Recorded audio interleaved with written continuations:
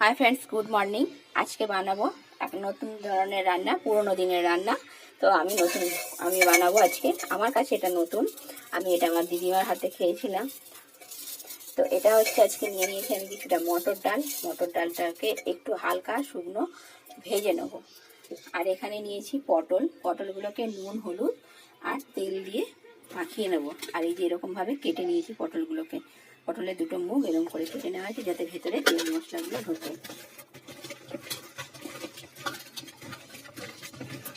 এগুলো মাখিয়ে নিয়ে কিছুক্ষণ রেখে দেব। আর এখানে ডালটাকে একটু শুকনো ভেজে নেব।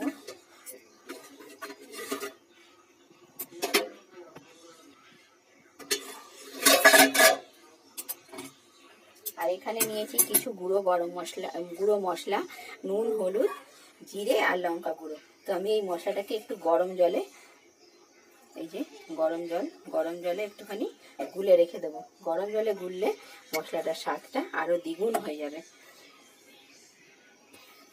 মশলাটা এখন গরম জলে একটু গোলা থাকবে। ডালটা এখন আমি হালকা ফ্রাই করে নিই।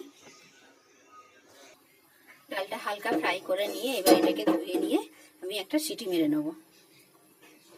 কড়াইতে তেল গরম বসিয়ে দিয়েছি। তো এবার পটলগুলোকে ভেজে নেব। নুন হলুদ আর তেল মাখিয়ে রেখে দিয়ে পটলগুলো, এই পটলগুলোকে ভালো করে ভেজে নেব। পটলগুলো বেশ লালচে করে ভাজা হবে। এটা ভাজা হবে, একটু টাকা দিয়ে দেবো, ভেজে ভাজা হবে। পটলগুলো লাল লাল করে ভাজা হয়ে গেছে। এবার আমি তুলে নেব। এবার এই তেলের মধ্যেই দিয়ে দেবো কালো জিরে, সাদা জিরে, শুকনো লঙ্কা আর তেজপাতা।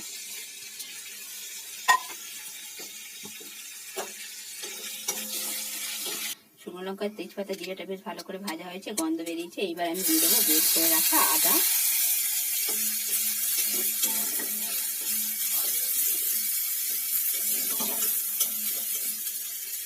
আদাটা দেওয়ার পরে এখানে দিয়ে দেবো টমেটো কুচি। মশলাটা এখানে বেশ ভালো করে ভাজা হয়ে গেছে।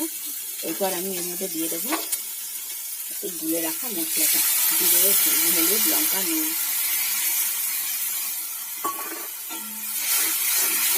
মশলাটা এখানে ফুটছে, এর মধ্যে এবার দিয়ে দিতে হবে মটর ডাল সেদ্ধ করে রাখাটা।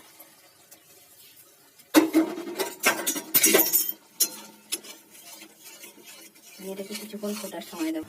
মশলাটা কষাতে কষাতে বেশ সুন্দর তেল ছেড়ে গেছে আর ডালটাও বেশ গলে গেছে। এরপর এর মধ্যে দিয়ে দেবো নুন হলুদ তেল মাখিয়ে রেখে ভেজে রাখা পটলটা। এবার দিয়ে দিলাম সামান্য একটু জল। এখন একটু কিছুক্ষণ ফোটার সময় দিতে হবে। এটা একটু ফুটুক।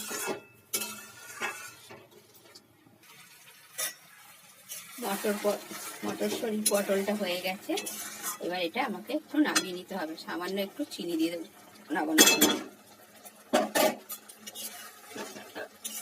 গরম মশলাটা দেওয়া হয়েছে, ওটা দেখানো হয়নি। এবার এটা নামিয়ে নেবো।